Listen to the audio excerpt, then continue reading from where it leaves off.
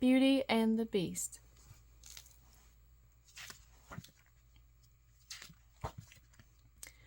One cold evening, a poor old woman knocked on the door of a castle in a forest.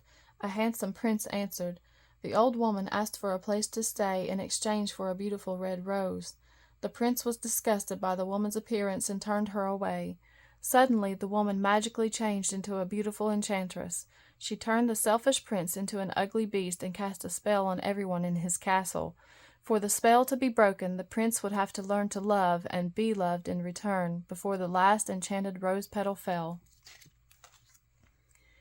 A beautiful and kind girl named Belle lived in a nearby village. Belle was smart and loved to read books about exciting adventures. Gaston wanted to marry Belle because she was so beautiful. But unlike the other girls in the village, Belle wasn't interested in Gaston. She knew he was vain and only really loved himself. Belle's father, Maurice, was an inventor. One day, Maurice and his horse, Philippe, headed off to a fair with his newest invention. Maurice and Philippe soon got lost in the dark and scary forest. Philippe became frightened and threw Maurice to the ground, then ran away. Maurice struggled alone through the woods and came upon a castle gate. He pushed the gate open after narrowly escaping a pack of angry wolves.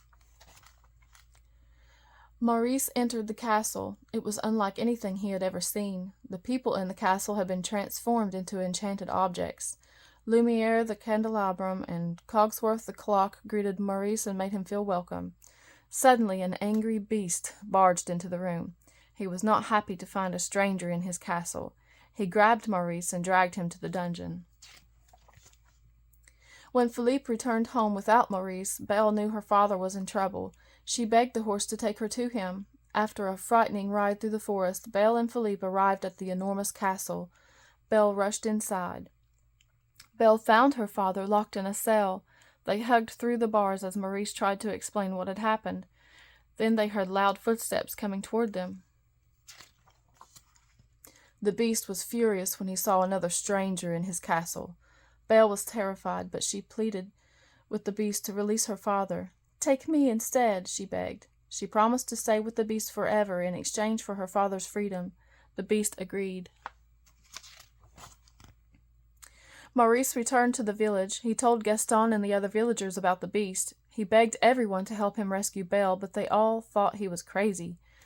Back at the castle, the beast offered Belle a room instead of the cold cell. "You can go anywhere you like except the west wing," he warned. Belle was outraged by the beast's behavior and sad that she would never see her father again. The beast left, and to Belle's surprise, the objects in her room started to talk. A kind teapot named Mrs. Potts and her son Chip tried to make Belle feel better. Belle's new enchanted friends invited her to the dining room for an extravagant feast. "Be our guests," exclaimed Lumiere. The spoons danced, the napkins swirled, and bottles popped their corks. Belle couldn't believe her eyes. After dinner, Belle explored the castle. Despite the beast's warning, she entered the forbidden west wing, where she found the beast's enchanted rose. The beast grabbed the rose before Belle could touch it. "Get out!" he roared. Belle was terrified. She ran out of the castle and found Philippe, but they didn't get far. The woods were too dark and dangerous. Hungry wolves soon surrounded them. Belle was in trouble. Suddenly, the beast arrived. He fought off the wolves with his bare hands and saved Belle. The wolves fled, but not before the beast was badly injured. Belle returned to the castle with the beast to tend his wounds. "Thank you for saving my life," she said. She was truly grateful for the beast's help. "You're welcome," said the beast. After that, Belle and the beast spent a lot of time together. The beast showed Belle his enormous library. Belle taught him to be patient and to use good manners. Belle began to see the beast differently. She saw that he had a kind heart.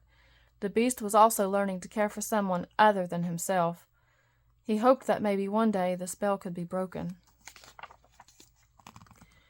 One evening, the beast invited Belle to a special dinner. He remembered to use good manners, just as Belle had taught him. After dinner, they danced in the grand ballroom. Their feelings for each other grew even stronger. The beast asked Belle if she was happy. "Yes," said Belle, "but I wish I could see my father again." The beast gave Belle a magic mirror. In it, Belle could see whatever she wished, and when she looked, an image of Maurice appeared. He was lost in the woods, and he looked sick, weak, and in need of help. You must go to him, said the beast sadly. He released Belle as his prisoner and gave her the magic mirror so she would remember him. Belle found her father and took him back to the village, but Gaston told everyone Maurice was crazy and should be sent away. He thinks he's seen a beast, shouted Gaston. To prove that her father wasn't crazy, Belle showed Gaston the beast in the magic mirror. Gaston was shocked. He convinced the villagers that the beast was dangerous. He locked Belle and Maurice in their own cellar. Then he gathered a group of people and set out to attack the beast. The angry mob found the castle and marched inside. The enchanted furniture and dishes fought off the nasty intruders. Gaston searched the castle for the beast. Back in the village, Belle managed to escape from the cellar. She rushed to the castle to stop Gaston. Gaston had found the beast and was ready to attack. At first, the beast didn't want to fight. He was very sad that Belle had left, but to his surprise, Belle returned. He regained his confidence and started to fight back against Gaston. But the beast was badly hurt. Belle tried to comfort him. "You came back," he said, struggling to speak. He was happy to see Belle, despite his pain. Belle laid her head on his chest and began to cry. As the last enchanted rose petal was about to fall, Belle whispered, "I love you." Just then, something magical happened. The beast rose into the air. Rays of sparkling light hit the ground. The beast began to transform. His claws turned into hands and his fur disappeared. He was human again. The spell was broken. Belle saw that the beast was actually a prince. She was amazed. "Belle, it's me," declared the prince. She felt his soft hair and rubbed his smooth face. She looked deeply into his eyes. "It is you!" she exclaimed.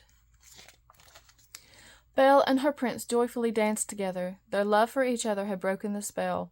Mrs. Potts, Lumiere, Cogsworth, and the other enchanted objects changed back into their human selves, and they all lived happily ever after. The end.